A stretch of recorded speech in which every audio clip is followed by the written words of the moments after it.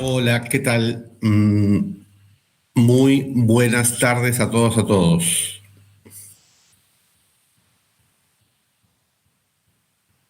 Nos encontramos aquí otro martes a las 5 de la tarde eh, para esto, para divulgar conocimiento, para trabajar con información sobre el conocimiento que nos puede ser fundamental para el territorio bonaerense. Hoy nos acompaña Pablo Sívori, que es un experto en desarrollo territorial y es licenciado en economía, tiene un magíster en la Universidad de Birmingham, pero fundamentalmente además hoy trabaja en el Ministerio de Relaciones Exteriores, Comercio Internacional y Culto de la Nación. Bueno, eso lo podrá contar él, un poco en el área de comercio exterior. Así que la idea es directamente pasar a la exposición de Pablo, que va con, más que trabajar sobre lo teórico, va a meter como mucha cuestión práctica. La idea, como siempre, es al final de la presentación trabajar con él a partir de las preguntas que vayan surgiendo de ustedes. Muchísimas gracias. Una cosa más, paso el chivo de la semana que viene, que vamos a trabajar sobre empleos verdes. Justamente fue un tema que empezó a salir en las últimas reuniones de las mesas distritales del COPRED.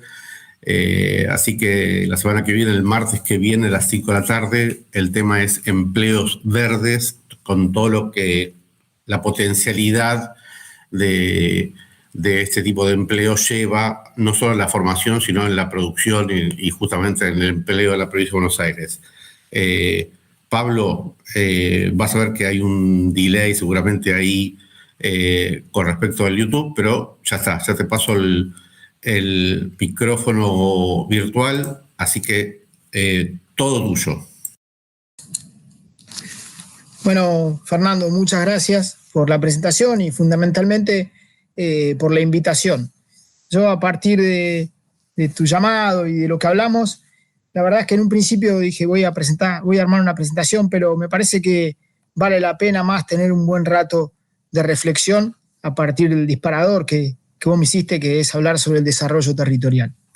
Y cuando hablo del desarrollo territorial, uno encuentra un sinnúmero de definiciones, todas bastante parecidas, ¿no? Para venir al caso, la CEPAL plantea el desarrollo territorial como un proceso de construcción social del entorno, impulsado por la interacción entre las características geofísicas, las iniciativas individuales y colectivas de distintos actores, las operaciones de las fuerzas económicas, tecnológicas, socioculturales. Hay otras definiciones sobre el desarrollo territorial que lo plantean como un proceso implementado por los actores del territorio que procura fortalecer las capacidades locales y aprovechar los recursos propios y externos para consolidar el entramado socioinstitucional y el sistema económico productivo con el propósito de mejorar la calidad de vida de sus habitantes, ¿verdad? Entonces, en el marco de estos conceptos, uno encuentra de qué versa el desarrollo territorial. Pero a mí me gusta pensarlo de otra manera, o me gusta definirlo de una manera más simple, y que el desarrollo territorial es primero y fundamentalmente un proceso colectivo, como bien lo planteé ahí,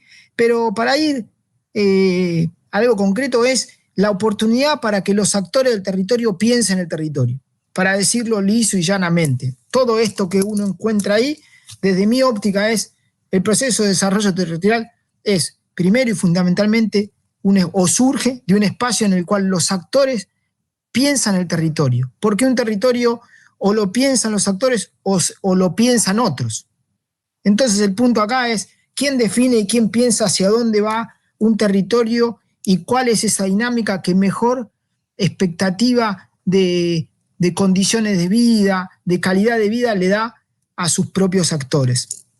Entonces, desde mi óptica, mi humilde opinión, esta es la primera gran definición. Desarrollo territorial es la oportunidad que los actores del territorio que piensen el territorio. Y en esa perspectiva de pensar el territorio, entran un montón de funciones, ¿verdad? Si uno va a los manuales de desarrollo territorial, encuentra que muchas veces se plantea cómo se mejoran los sectores productivos o la matriz productiva del territorio y demás. Ahora, es muy cierto eso, pero pensar el territorio, desde mi óptica, implica no tanto pensar partir del presente, sino partir del futuro. Y me parece que el desarrollo territorial tiene necesariamente que pensar el futuro y pensar ese futuro a partir del presente. No pensar en el presente para pensar el futuro. ¿Sí? No sé si fui claro, pero quiero ir a otro concepto. El desarrollo territorial requiere otro esfuerzo, que es tener en la cabeza la posibilidad de conjugar un conjunto de aspectos y de variables que normalmente se piensan por entornos separados.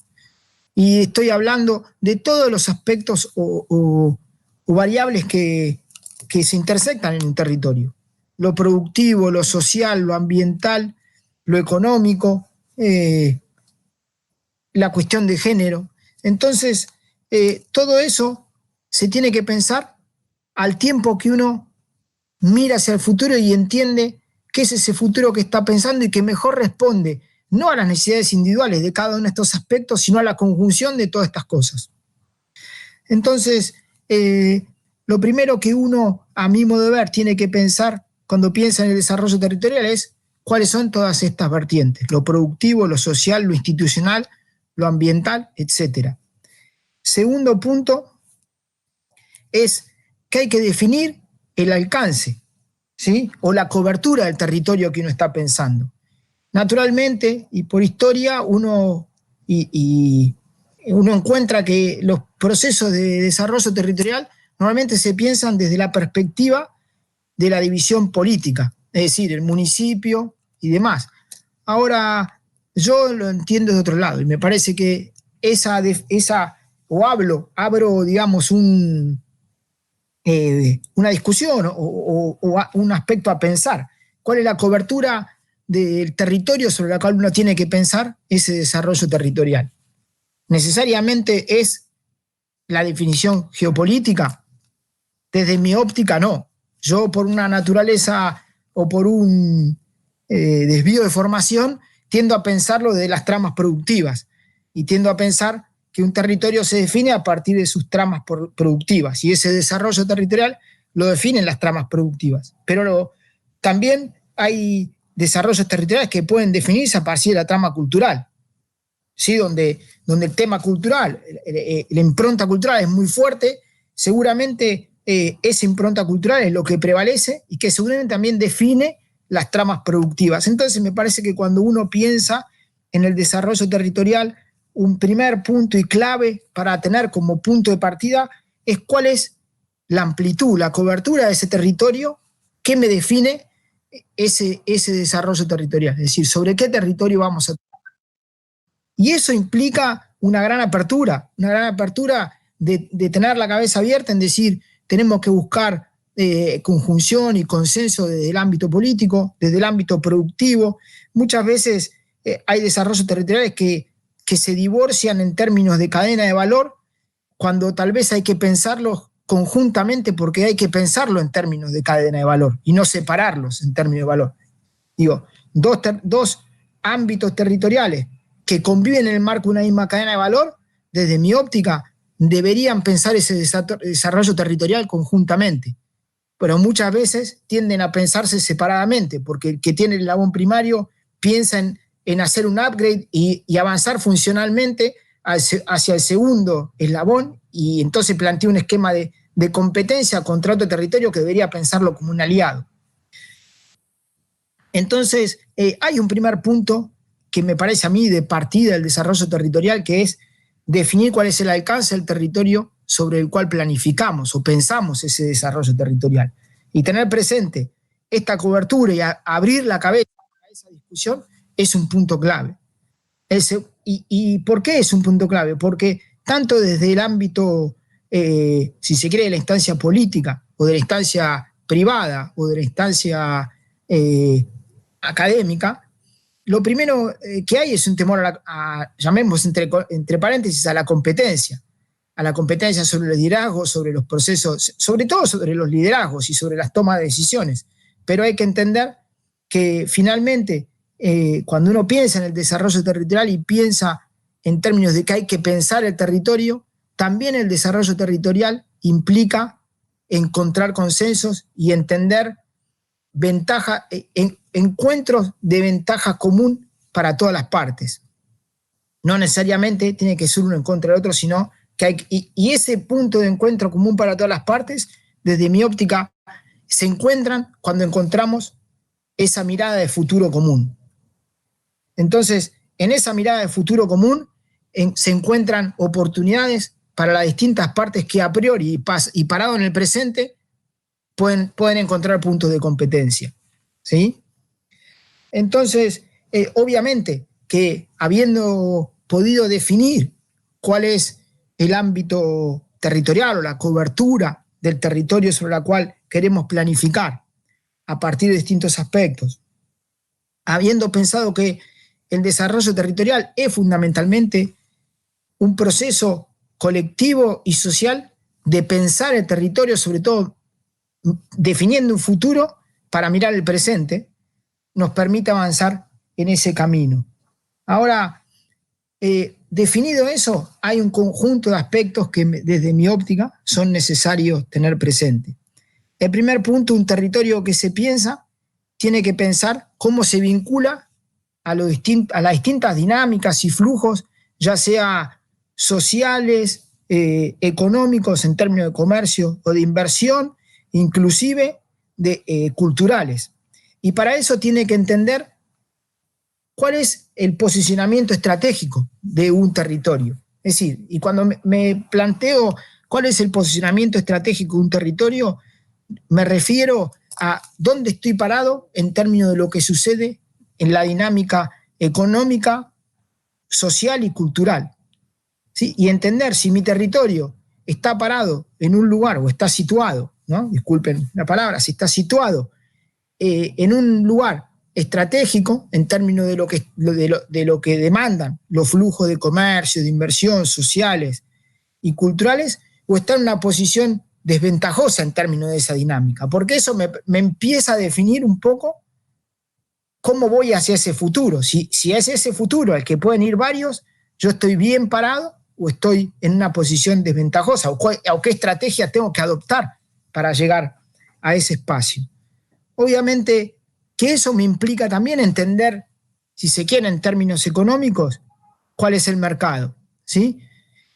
Y déjenme ir llevar a un ejemplo esto que estoy planteando, que puede parecer abstracto. En alguna oportunidad tuve la suerte de trabajar desde una mirada regional del desarrollo territorial en un conjunto de municipios, que en un principio eran 10 municipios, terminaron siendo bastantes más, pero que unía a municipios del oeste de Santiago del Estero, del este de Catamarca, del sur de Tucumán y muy poquito del norte de Córdoba. Una zona que normalmente es conocida como un espacio vacío, porque son espacios de las provincias que normalmente miran para otro lado, porque los municipios de Santiago del Estero miran hacia el este, hacia el este, los de Catamarca en esa zona miran desde el valle hacia el otro lado, los de Tucumán miran hacia el norte y los de Córdoba miran hacia el sur, es decir, que es un conjunto de municipios que están en un lugar donde sus focos centrales, donde sus faros no miran. Entonces eran casi un conjunto de municipios huérfanos, que lo denominamos la región de la Albigasta porque pasa un río que se llama la Albigasta. Ahora, esa región se tenía que pensar hacia el futuro, y lo primero que empezó a pensar es hacia dónde quería estar, y lo que pensó es cuál es el posicionamiento estratégico y cuáles son los mercados. Y cuando se puso a pensar eso, dijo, mi mercado es el norte, el NOA, ¿verdad? Y se dio cuenta que era una región que estaba equidistante de 6 capitales provinciales. Entonces la dinámica económica, cultural y social estaba en torno a esas 6 ciudades capitales que la rodeaban a una distancia de 150 kilómetros. Entonces, a partir de definir cuál era el núcleo de esa dinámica económica, social y cultural que la rodeaba, pudo definir cuál era su posicionamiento estratégico. Digo, yo estoy bien parada acá, porque mi mercado, en términos, en comillas, ¿no? En términos de dónde pasa donde se definen los volúmenes económicos, sociales y culturales, todos tenían una trayectoria que no pasaba más de 150 kilómetros del epicentro de la región. Ahora, esa región también se definió mirando hacia el futuro, una región que vivía o que su base productiva era la producción bovina extensiva, con alguna producción caprina de subsistencia, pero que mirando hacia el futuro podía definirse como una región que podía producir ganado de corte, de desarrollar la actividad caprina en términos industriales, pero además tuvo el desafío de pensar, si podemos hacer esto, hay otras ganaderías que se pueden llevar a cabo. Y lo primero que vuelve acá en la discusión es empezar a mechar las otras matrices, si uno entiende estas variables como matrices, es decir, la matriz productiva con la matriz social, con la matriz educativa, con la matriz de ciencia y tecnología. Entonces, el territorio, cuando se piensa a futuro, también tiene que pensar de qué magnitud quiere ser su contención social. Si quiere ser un territorio que le dé contención social a sus habitantes actuales, más las generaciones futuras, que implican una mayor población, o pretende dar respuesta a la población que hoy tiene. Y si quiere ir hacia una población futura, tiene que pensar cómo genera esas respuestas. Entonces, dar respuestas a esas generaciones futuras no tiene que ver únicamente con la matriz productiva actual. Tiene que ver en cómo se mira, en qué decide y fundamentalmente de la matriz institucional, de la matriz científico-tecnológica y también de la matriz empresarial. Entonces, para que esto pueda suceder, se tienen que congeniar las tres matrices, digamos. La matriz productiva que uno plantea a futuro, supongamos esta región de la Albigasta, que se planteaba que si podía ser ganadería bovina, podía ser otras ganaderías, porque además de pasto tenía maíz y soja, necesitaba necesariamente complementar esa visión de futuro con una matriz científico-tecnológica y educativa que prepare a la población con la formación que requieren el desarrollo de esas actividades productivas a futuro. No solo las existentes, sino las que podrían existir. Entonces, para venir al caso, esa región se piensa hacia el futuro como una región que va a proveer alimentos cárnicos de calidad para el NOA. Aunque hoy no los hacía, porque hoy lo que hacía es vender ganado en pie hacia otras regiones. Pero ¿qué le permite definir eso? Es que tiene que adecuar su matriz educativa, que al momento de pensar, de hacer el ejercicio, era esencialmente una matriz educativa que tenía dos o tres escuelas agrarias, pero que su formación era mirando a la pampa húmeda y no a la matriz productiva que se estaba planteando, una matriz universitaria más vinculada a urbes que tenía como oferta educativa los profesorados y otro tipo de enseñanzas que no iban en línea con esta matriz educativa, y los centros científico-tecnológicos de la zona pensaban en otros términos. Entonces, lo primero que hay que hacer es lograr que todo ese entramado institucional y de actores compartan esa visión de futuro y que estén dispuestos a asumir el riesgo de enfrentar ese futuro desafío. ¿Qué implica esto en otras palabras? Es que esa región definió que además de ganadería bovina, tenía que evolucionar en la producción de ganadería intensiva porque entendía que, digamos, técnicamente, se explicaba que esa ganadería intensiva, primero, requiere menor escala económica para llevarla adelante, requiere menor esfuerzo financiero, pero además requiere mayor mano de obra, ¿sí? No solo en términos de la actividad per se, sino también del conjunto de servicios que rodean esas actividades productivas, y que debería ser una región que genere servicios. Ahora, para lograr eso, necesariamente tenía que adecuar la matriz educativa y la matriz científico-tecnológica. ¿Por qué lo digo? Porque las escuelas agrotécnicas y técnicas de la región tuvieron que adecuar su perfil de formación, tuvieron que empezar a hacer una modificación para tener en sus planes de estudio la formación de ganaderías intensivas que normalmente no las tenía. Tuvo que incorporar la incorporación de técnicas industriales que no estaban, es decir, preparación de jaulas, un montón de cosas que no estaban preparadas ahí. Pero además tuvo que haber un acuerdo entre los municipios en cómo se distribuía esta matriz educativa. Entonces tuvieron que pensar hacia futuro casi un proceso de especialización territorial planificada, donde los distintos municipios, en función de sus propios activos, definieron que una escuela se iba a especializar en temas porcinos, que otra escuela se iba a especializar en temas avícolas y que otra escuela se iba a especializar en temas bovinos. Ahora, empezaron a hacer eso sin que existiese ni ganadería avícola, ni ganadería o ganadería porcina en muy baja escala. ¿Por qué lo hicieron? Porque la matriz científico-tecnológica también apostó a ese pensar el territorio y esa mirada, definir el futuro para pararse en el presente. Entonces, la matriz científico-tecnológica fue la que dio respuesta y dijo, en esta región donde la gran duda era el calor, es decir, los niveles de calor que hacen no permiten el desarrollo avícola ni porcino, dio por tierra sobre ese mito y dijo, acá se puede hacer tanto avicultura como porcinicultura, ¿sí? Pero además, esa matriz científico-tecnológica permitió formar chicos en una nueva ganadería bovina y se llevó adelante un proceso de emprendedurismo en servicios bovinos, es decir,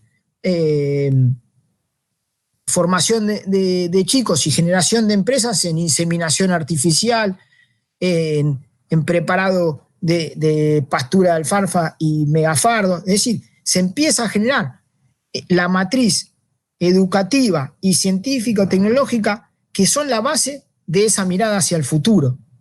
Ahora, también interviene el mundo empresario, porque el mundo empresario tiene que compartir esa mirada y estar dispuesto a avanzar en esas miradas de futuro. Y eso no quiere decir que el mundo empresario va a decir, bueno, yo invierto y no me importa el riesgo, o si pierdo, gano. Obviamente, ahí es donde empieza la conjunción entre las distintas matrices. El sector científico-tecnológico tiene que demostrar que además de ser viable tecnológicamente, es factible en términos económicos. Y tiene que haber un mundo empresario, que son quienes acumulan capital y demás en la región, que tienen que estar dispuestos a hacer alguna apuesta a riesgo para demostrar que eso es factible.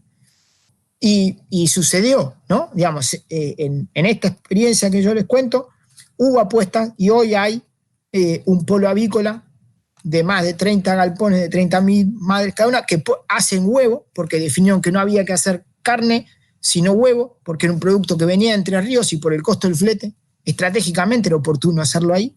Pero además hay un conjunto de jóvenes que migraban hacia Santiago del Estero, que migraban a Tucumán o migraban a Catamarca para formarse en otros temas o para buscar otras oportunidades de empleo, porque la región no generaba empleo a partir de su matriz productiva presente, que se formaron en esas escuelas técnicas, que tomaron la decisión de modificar su formación para empezar a ser algunos emprendedores en temas avícolas, otros emprendedores en servicios bovinos y otros tantos empleados como parte de ese complejo avícola.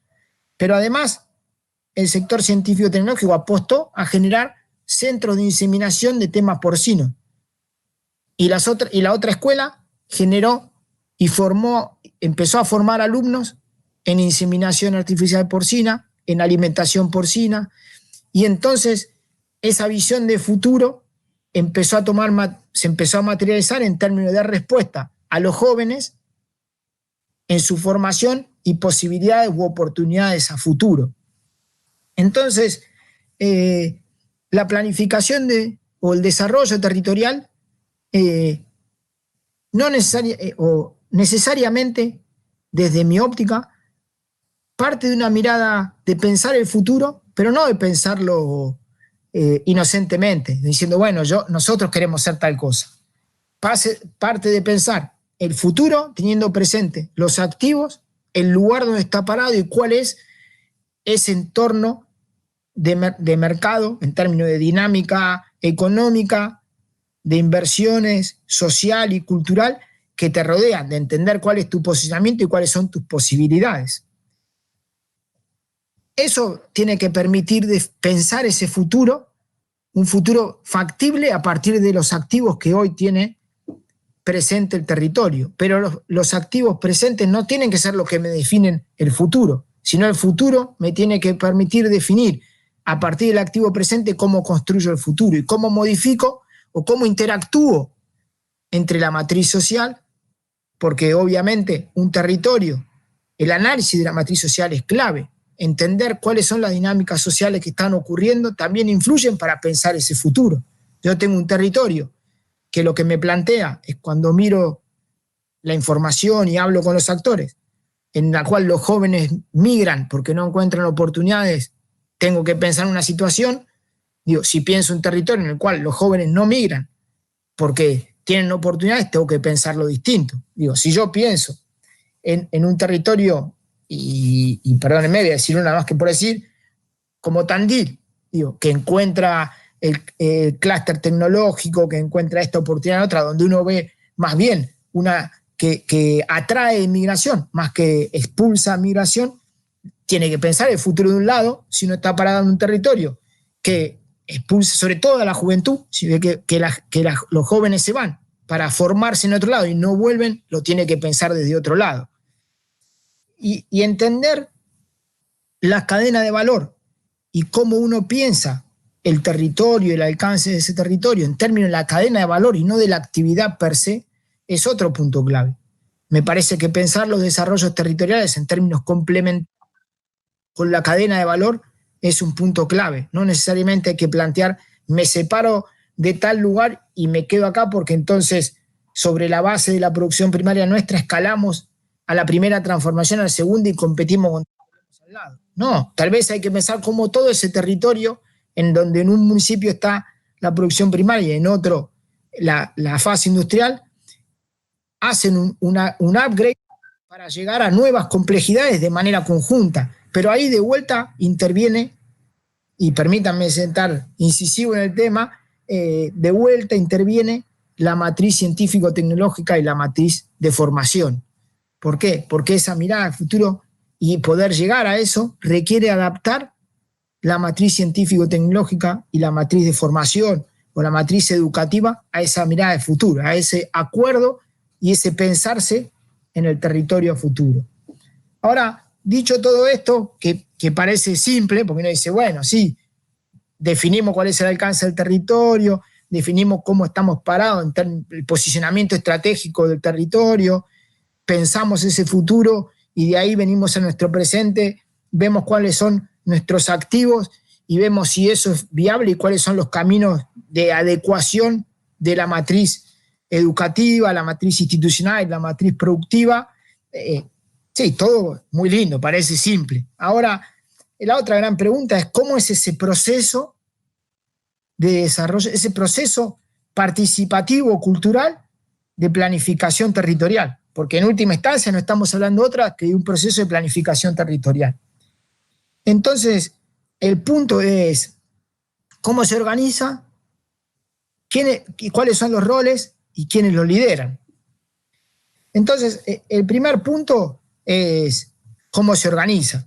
Y desde mi óptica hay una condición indeclinable que es la del Estado, que es el actor por bien público que tiene que convocar y guiar ese proceso de planificación.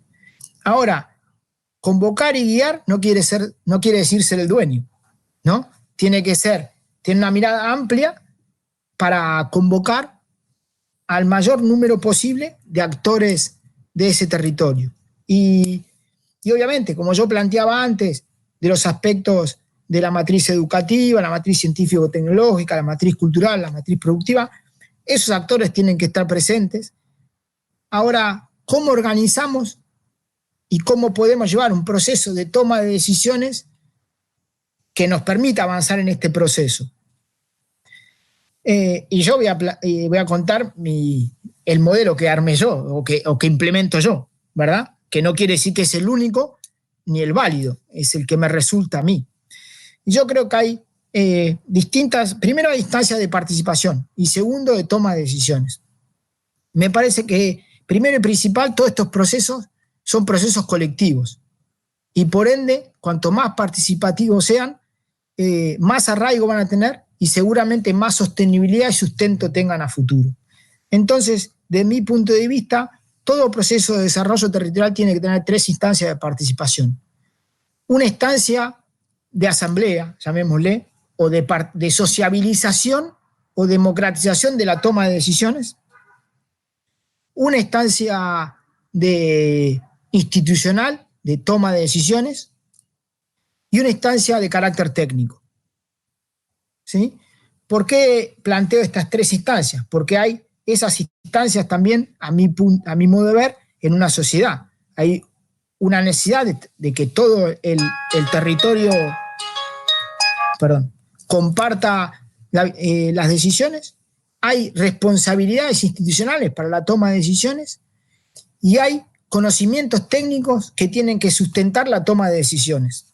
Por eso yo separo 3 instancias en el proceso analítico del desarrollo territorial. ¿Quiénes participan de la instancia técnica?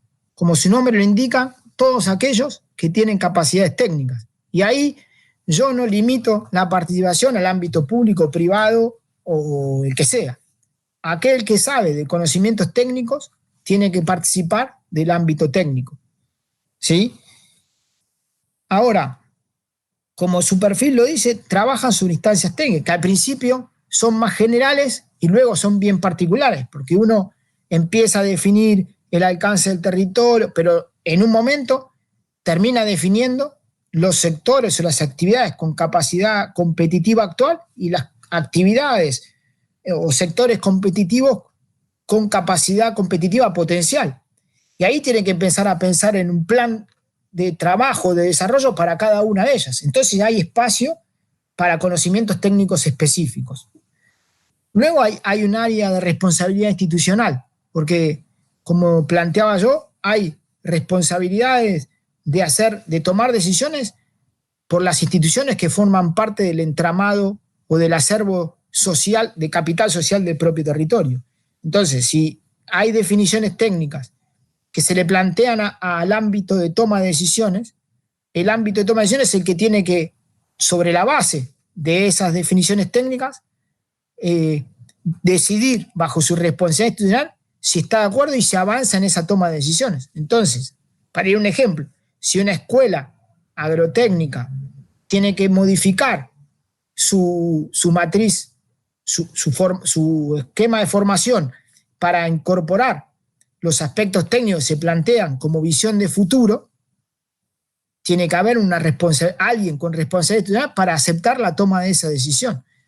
Es más, primariamente tiene que haber un conjunto de actores institucionales que estén de acuerdo en esa mirada de futuro que tiene presente las capacidades o los activos territoriales presentes. Y una vez acordado, si uno arranca de pensar ese futuro a partir de la realidad, también tiene que haber una instancia de foro público donde todos los actores del territorio tengan la oportunidad de dar cuenta de que si están de acuerdo o no de eso, porque finalmente no podemos hacer un proceso de desarrollo territorial centrado en un conjunto de técnicos y en los que toman decisiones institucionales, porque es un proceso cultural. Entonces, ¿cómo es el proceso de planificación estratégica? Es un proceso cultural o colectivo, cultural, que tiene instancias analíticas que lo conducen y que tiene un esquema de organización para llevarlo adelante, que respeta instancias de participación social en donde se valida y se sociabilizan las tomas de decisiones, tiene una instancia de toma de decisiones en la que participan las responsabilidades institucionales y tiene una instancia de participación técnica, que es la que define técnicamente o que le da argumentos técnicos a quienes toman decisiones institucionales que luego avalan o ponen a disposición de la sociabilización de esas decisiones para tener el aval social. Dentro de ese aspecto entra lo que todos conocemos como el triángulo de Sábato, ¿verdad? Ese triángulo en donde entra el sector público, el sector privado y el sector científico-tecnológico. Yo cuando llevé adelante el proceso de planificación territorial, le introduje algunas modificaciones. Normalmente dicen que hay que sentar en una mesa a las 3 patas. Yo normalmente hacía patas separadas, sentaba en un lugar a los científicos tecnológicos, en otro lugar al sector productivo, en otro lado al sector público. Y luego los hacía dialogar. ¿Por qué? Primero porque las instancias de poder existen en un territorio. Entonces, sentar a un director del INTA con el intendente, por peso propio, esa participación política tiene más peso que el otro. Entonces, pero si yo los separaba, lo que hacía es confrontar las miradas, que muchas veces se complementan y se sinergizan. ¿Por qué? Porque el sector científico tecnológico es el que pone la mirada del freno de lo que es viable o no es viable. Es decir, la mirada política es vamos, hagámoslo. El sector científico tecnológico es el que le pone el freno técnico, ¿no? Que ante la mirada de decir, no, hagamos cohetes en la zona de Vigasta, el sector científico tecnológico vos estás loco, acá no tenemos ni para hacer 3 tuercas.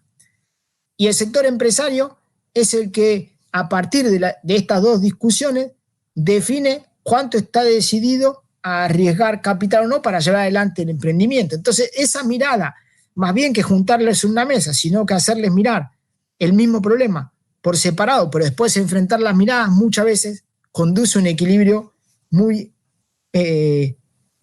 positivo, ¿verdad?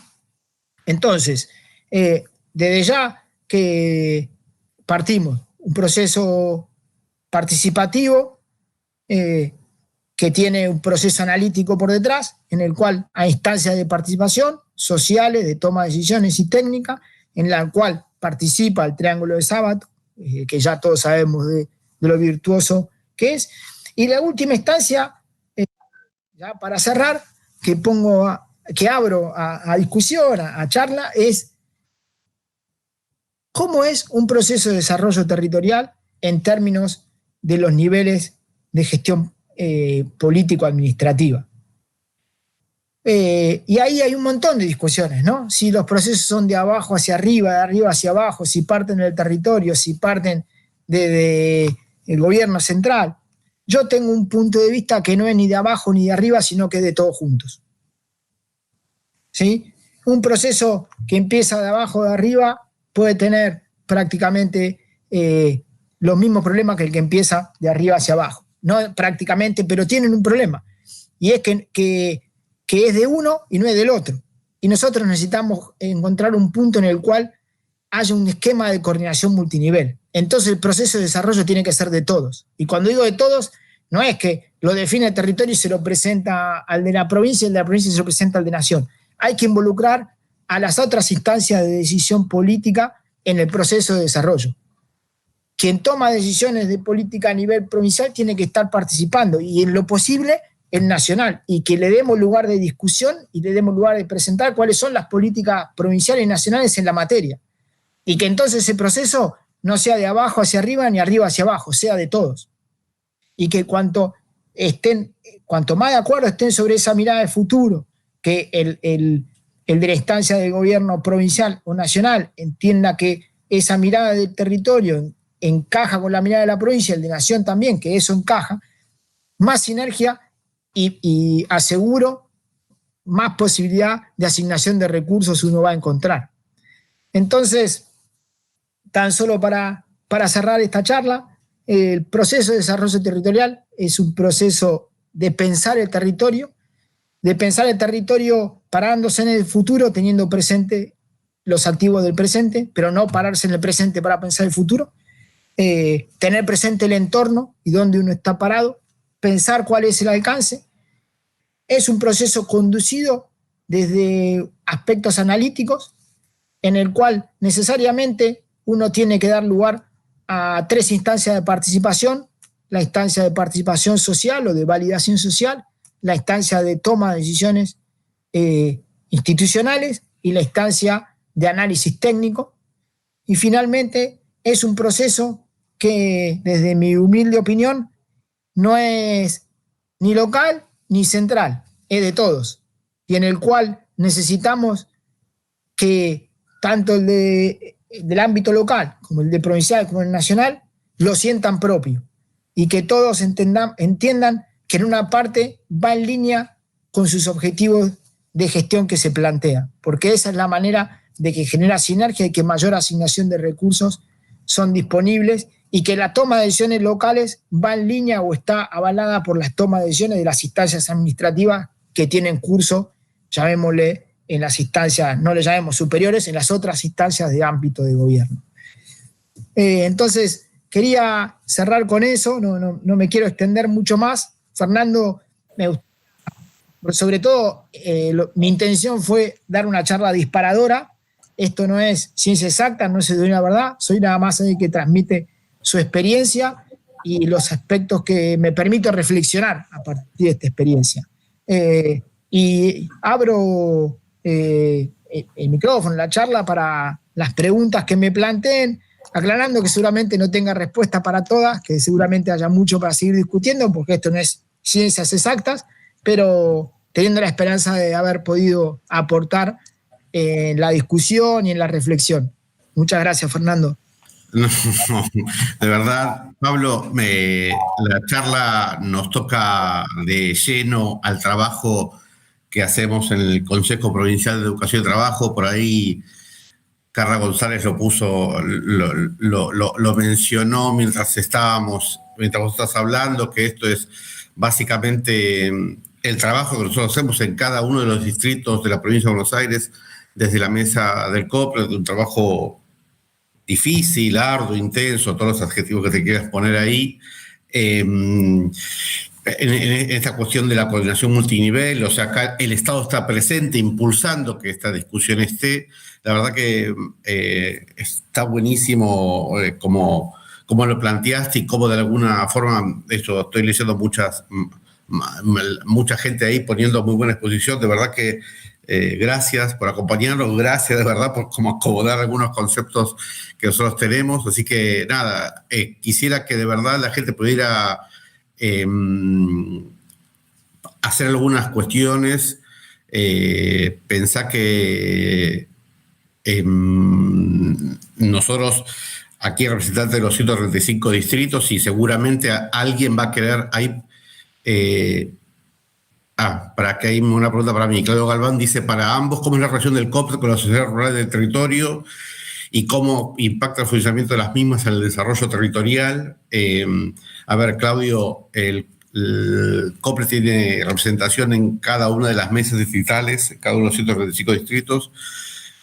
Nosotros articulamos de esas mesas con todos los actores, como decía Pablo, en esa construcción colectiva, en esa cuestión que vincula la producción, la educación, el trabajo, la ciencia y la tecnología, en esta cuestión que tiene que ver con pensar el territorio. Y un actor clave para pensar el territorio, no te digo en Avellaneda, pero sí en el interior de la provincia, son las sociedades rurales. Entonces, cuando vinculamos cuestiones de pensar el territorio con lo agro, obviamente en la mesa se sientan las sociedades rurales. ¿Tá? No sé, ¿alguien quiere hacer una consulta a Pablo? Por ahí más puntual del territorio, más pensando en clave territorial. Así que estamos invitándolos a... dice Rubén Landívar, si bien todos tenemos responsabilidad en el desarrollo territorial, a su entender, ¿desde dónde debería surgir y coordinarse el desarrollo territorial? Creo que algo hablaste, pero bueno, dale, vamos. Pablo. A ver, yo primero y fundamental resalto y pongo en valor a la función del Estado, ¿no? Pero me parece que la fuerza viva del territorio son las que tienen que impulsar el proceso de desarrollo territorial. Obviamente que un proceso de desarrollo territorial sin la participación del ámbito público es difícil que suceda porque es quien controla el Ejecutivo, las leyes, las regulaciones. Entonces es fundamental la participación. Pero me parece que, y conozco infinidad de casos donde los procesos de desarrollo territorial son impulsados y llevados adelante o propiciados de las propias fuerzas vivas del territorio, que no necesariamente son iniciativa del ámbito público. Ahora, me parece que un proceso de desarrollo territorial que no hace esfuerzo para involucrar a todos los actores en la mayor medida de lo posible, no termina siendo un proceso social y de transformación como el que pretende ser un proceso de desarrollo territorial. Ahora, a veces soy consciente que sucede que los procesos de desarrollo territorial son observados como una amenaza en términos de surgimiento de nuevos liderazgos y demás. Ahora, el gran desafío es ponerse delante de la ola, no esconderse bajo el agua. Y ese me parece que es parte de la materia de poner en discusión cómo seguir adelante y por qué son importantes los procesos de desarrollo territorial. Y también es porque se entiende muchas veces la no voluntad de avanzar en procesos participativos de desarrollo territorial, porque, digamos la verdad, impulsan y transforman muchas veces, acentúan los procesos de liderazgo de un territorio. Pablo, ahí hay una pregunta súper interesante que tiene que ver con esto, de alguna forma que estamos trabajando, que es Miguel Ángel Preindl, dice, ¿cómo conciliamos la planificación estratégica con los tiempos políticos? La pregunta apunta cuando el proyecto supera un periodo de gobierno. Mi mirada es que un proceso de desarrollo territorial tiene que crear su ámbito institucional per se. Es decir, uno puede armar, o mi experiencia es haber armado una institución ad hoc, que no necesariamente ser una cámara, una agencia, nada, pero uno tiene que armar en esto que yo planteaba de las instancias de participación, esa instancia de participación de toma de decisiones, en donde obviamente está el ámbito público, pero también está el científico-tecnológico, el empresarial, el cultural y el social. Uno tiene que armar ahí un ámbito ad hoc en el que se consensúan decisiones y se afirman compromisos futuros. Con lo cual, uno tiene que trabajar entendiendo que en el medio se puede digamos, modificar a un jugador, pero no se modifican todos a la vez. Entonces el resto tiene que preservar el compromiso a los que están presentes. Y te diría una cosa más. Yo creo que en estos procesos de planificación territorial hay que involucrar inclusive al poder legislativo de los territorios. Y en el mejor de los casos, dependiendo de la afinidad, a todas las fuerzas políticas. Pero me parece que el poder legislativo es importante. Ir a hablar con los poderes legislativos locales, involucrarlos en el proceso, es importante.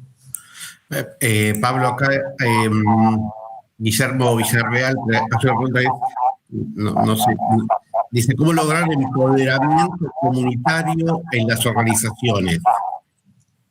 Habría que ver exactamente qué tipo de organizaciones. Sí, a ver, yo creo que un proceso de desarrollo territorial per se no genera el empoderamiento. El empoderamiento lo genera, o sea, lo puede generar, pero lo primero que tiene que haber es una fiel representatividad de la organización de sus representados, ¿no? Y que haya un conjunto de actores que respondan a esa organización de base.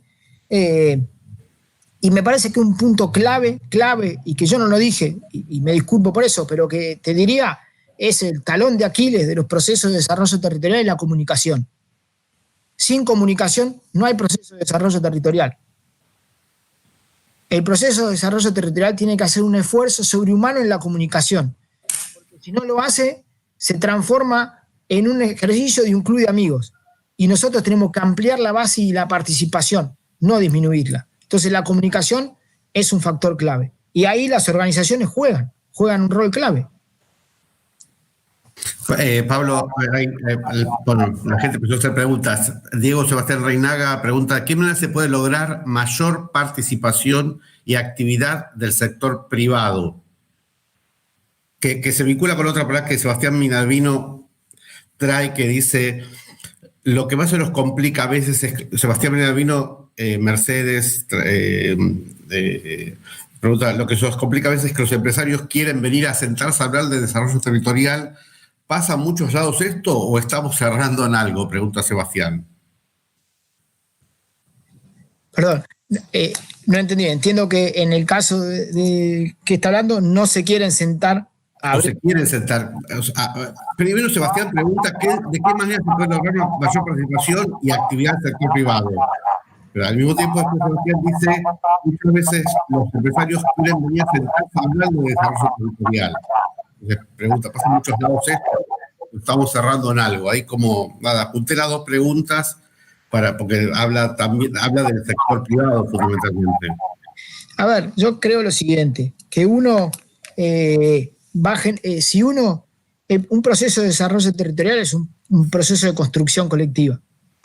Entonces, uno en una primera instancia obviamente tiene que tener un núcleo duro de actores locales que sienten un compromiso, un liderazgo, que tienen un liderazgo social y que tienen un compromiso fuerte con el propio territorio. Ese núcleo duro uno lo necesita. Y en la medida que uno evoluciona en el proceso analítico y puede demostrar oportunidades, puede presentar, no como una utopía, como temas concretos y reales de procesos factibles, de oportunidades económicas, y tiene buena capacidad de comunicar, eso engrosa la participación del sector empresario. Creo que estamos hablando de Mercedes, pero si estamos hablando de Mercedes, que tiene una base agraria, seguramente si uno le puede demostrar una mirada de futuro, que a partir de un análisis racional y técnico le demuestra que hay posibilidades de engrosar las oportunidades de negocio, mejorar los rendimientos técnicos, propiciar procesos de industrialización en el propio territorio, inclusive no necesariamente tienen que ser actores del sector para que se interesen y se involucren, pero tiene que empezar a generar ese proceso. Por eso, reitero, es importante la participación técnica, porque hace falta que la construcción del proceso de desarrollo se sustente en saberes técnicos. Y me parece que eso, y su comunicación y su toma de decisiones, contagia al mundo empresario, que como tiene que ser lógico, una instancia va a mirar de reojo, va a decir, a ver qué me está diciendo. Y cuando le mostremos que hay factibilidad técnica y que es viable económicamente, posiblemente se entusiasme un poco más. Y hay otro punto ahí, que tiene que ver con esto de mirar el futuro, en quiénes pueden ser los empresarios del futuro de un territorio. Y si es necesario ampliar esa base de empresariado local, que empezará muy micro, pero nosotros tenemos distintas instancias de hacer eso. Hacemos un concurso de emprendedorismo, sin guía, sin futuro, sin misión de futuro, y entonces cualquier proyecto que un joven quiera emprender, si vemos que la tasa de retorno da y no sé qué, lo impulsamos, o si generamos una mirada de construcción conjunta hacia el futuro y logramos que hayan varios emprendimientos o emprendedores que encaren hacia el mismo lado, que se generen sinergias y posibilidades de crecimiento conjunto. Entendiendo que uno de los principales problemas de muchos emprendedores tienen que ver con problemas de escala y especialización, que las instituciones científico-tecnológicas, que las instituciones educativas muchas veces le pueden resolver, porque tienen los activos para hacerlo. Entonces me parece que ahí empieza la discusión que yo planteo sobre cómo pensamos el futuro y conjugamos ese futuro económico y social con la matriz educativa y la matriz científico-tecnológica, como plataforma para eso otro. Ok, Pablo, 2 o 3 preguntas más y vamos hablando, agradeciéndote muchísimo la claridad. Tengo una pregunta hiper puntual que vi por ahí de Silvia Díaz de Olavarría, que dice: ¿cómo movilizar y trabajar el agregado de valor en el agro y la ganadería más allá de las miradas tradicionales que paralizan? Movilizar y trabajar el agregado de valor en el agro y la ganadería más allá de las miradas tradicionales que paralizan. Justo me parece a mí, y no quiero sonar soberbio, creo yo que no hay que hacer lo que uno ve en el otro, es decir, tener miradas tradicionales que paralizan. Hoy, en el agregado de valor en el agro no tiene necesariamente que ser lineal, es decir, no tengo que ir de la vaca en pie al frigorífico. Puedo pensar en cómo los jóvenes adhieren tecnología, servicios, un montón de otros factores. Entonces, vuelvo a lo mismo. ¿Cómo lo agrego?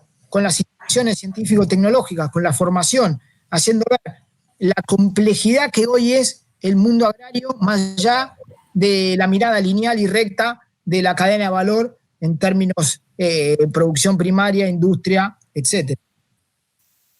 Pero, perdón, una sola cosa, nada más, Fernando. Sí. En esto otro que yo estoy hablando, en cómo le introducimos servicios, tecnología, la barrera de entrada ahí es mucho, mucho más baja que por la vía tradicional del agregado de valor en términos de la cadena de valor tradicional, ¿no? De producción primaria e industria. Ok. Si yo pienso que un territorio, para decir cualquier cosa, tiene un problema de productividad en la producción primaria por problemas de genética, digo, yo le puedo entrar al agregado de valor a partir de la inseminación artificial, de la mejora de la alimentación, de imágenes satelitales, no sé, se me ocurren miles, ¿no? Entonces me parece que, de vuelta, ahí las instituciones científico-tecnológicas y las escuelas pasan a tener un papel fundamental en la interacción con los jóvenes y cuál es su mirada del mundo que viene. Pablo, dos más. Una, Andrea Acerbo, sé que es una enamorada del desarrollo territorial, que es de Junín, pregunta, ¿qué estrategias se pueden utilizar para conquistar o generar voluntad política cuando el Estado no la tiene? ¿Qué estrategias? Qué difícil, claro. Un seminario hay que dar de esto. ¿Qué estrategias se pueden utilizar para conquistar o generar voluntad política cuando el Estado no la tiene? Yo creo que cuando un proceso social, cultural y social se pone en marcha, finalmente un actor político se puede oponer en un principio, pero después o se suma o pierde. Digo, esta es mi mirada, ¿no? Y lo que suele suceder es eso, no, si yo soy intendente, yo decido, ¿no? Pero me parece que lo primero que hay que buscar son voluntades genuinas de transformación y de mejora futura del territorio. Me parece que uno tiene que hacer el esfuerzo de convocar y de guiar ese proceso. Pero me parece que esto que yo me refiero, cuando la fuerza vive un territorio, y no me refiero a uno, sino que hay que aunar voluntades y avanzar, pero una cosa es voluntad del Estado y otra cosa es voluntad política, ¿no? Entonces me parece que voluntad política uno puede encontrar aunque no haya voluntad del Estado. Okay. No es fácil, pero me parece que es un proceso que va a llevar más tiempo, que va a requerir trabajar más sobre las bases y la propia efervescencia de transformación, necesidad de transformación, lo tiene que ir impulsando, pero coincidimos que no es simple y que son temas que normalmente en el desarrollo territorial o en la discusión del desarrollo territorial no se ponen sobre la mesa. Y es que los procesos de desarrollo territorial generan y transforman la matriz de poder y de representatividad del territorio y transforma el liderazgo de ya, subiendo alguno y bajando otro. Pablo, la última, y esta es difícil también para hablar un par de meses, es Jorge Ciarlantini, es cómo convencer a la apatía local. Y con esa cerramos, y te quiero agradecer muchísimo, muchísimo. Ojalá vinieras varias veces, casi como coach, te podríamos traer problemas territoriales para que nos asesores, nos coaches en nuestros dramas cotidianos. Pero bueno, respondemos esta de Jorge y nos vamos agradeciéndoles a todos, a todas. Nos vemos el martes que viene a las 5 para hablar de empleos verdes. Pablo, todo tuyo. ¿Cómo convencer a la apatía local? A ver, dos situaciones. Yo planteé antes que la comunicación es un factor clave en el proceso de desarrollo territorial. Y me parece que la comunicación y la invitación a un futuro mejor es lo primero que empieza a convencer a la apatía local. Hay que tener una estrategia de comunicación, pero lo primero que hay que encontrar es, ahora, si vos me decís, tengo un territorio que no encuentro tres de quién agarrarme para empezar a empujar, y es un territorio que está destinado a morir, o que está destinado a morir, está destinado a quedarse con el volumen que tiene y expulsar gente, ¿sí? E ir apagándose. Entonces, o uno empieza a encontrar a jóvenes con voluntad de empujar, digamos, hay que encontrar los 3, 4 líderes que quieren y estar dispuestos a poner el hombro para ir a empezar a transformar. Y yo creo que ahí hay que buscar ese liderazgo de la mirada técnica, desde empresarios, de quienes tienen impronta y, digamos, influencia en términos sociales de un territorio. Ahora, entonces me parece que uno tiene que utilizar la comunicación, tiene que usar una comunicación efectiva, tiene que lograr movilizar a partir de apuestas concretas, racionales, y no a algo, a un deseo que uno no, sino a algo concreto, tiene que poder transmitir, vamos por esto que es mejor para vos, digamos, y lo primero que necesita, perdón, no estoy dando vuelta sin definir nada, lo indispensable es que uno tiene que encontrar esos 3, 4 líderes locales que se ponen la camiseta y que te convencen con su propia impronta, pero después ese ánimo inicial tiene que estar acompañado por buena comunicación y por poner en claro que es un proceso, que tiene un proceso colectivo, que tiene un trasfondo analítico y tiene un esquema de organización para llegar a un futuro y sostenerse. Porque, a mi modo de ver, uno tiene que dar una esperanza de algo concreto que en un tiempo tiene un resultado y que transforma algo hacia el futuro. Si es nada más una invitación a pensar algo, pero que no tiene esa concreción, esa invitación y ese entusiasmo es más difícil o dura menos tiempo. Todos, creo yo, necesitamos ir logrando cosas para poder ir pensando que uno puede avanzar hacia el lugar que uno quiere llegar. Entonces, pensar que en ese proceso de desarrollo territorial, esos pasos que uno tiene que ir logrando, entendiendo que va alcanzando cosas para llegar al punto final que uno quiere, que finalmente siempre se va corriendo, porque siempre lo vuelve a repensar y a cambiar hacia adelante, es clave. Y me parece que por eso el proceso analítico y de organización es clave. Pablo, nada, de verdad que quiero que vengas todas las semanas a trabajar con nosotros. De verdad, muchísimas gracias. Esperamos ahora verte del lado del comercio exterior con alguna propuesta de la provincia de Buenos Aires para exportar justamente a algún país y trabajar desde la provincia de Buenos Aires aportando al comercio exterior argentino.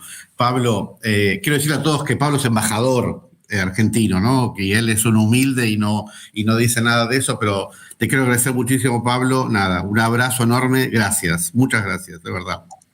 No, Fernando, gracias a ustedes por la oportunidad, es un placer, y por supuesto que con Javier Rodríguez, con Augusto, estamos trabajando con la provincia fuertemente para lograr que haya una mayor presencia de empresas y productos de la provincia de Buenos Aires en todo el mundo. Sin lugar a duda, de las provincias con mayor capacidad y potencialidad de nuestro país, que tiene la capacidad de tener mucho más presencia exportadora de la que lo tuvo en este último tiempo, y el trabajo que estamos haciendo con Augusto Acosta, con Guillermo Rabinovich, con Javier Rodríguez, va en esa dirección, en una provincia que está poniendo por delante el desarrollo productivo y la presencia en los mercados foráneos. Así que, Fernando, nuevamente gracias a vos y a todo este equipo, y a disposición para cuando ustedes lo consideren. Muchas gracias. Mañana mismo.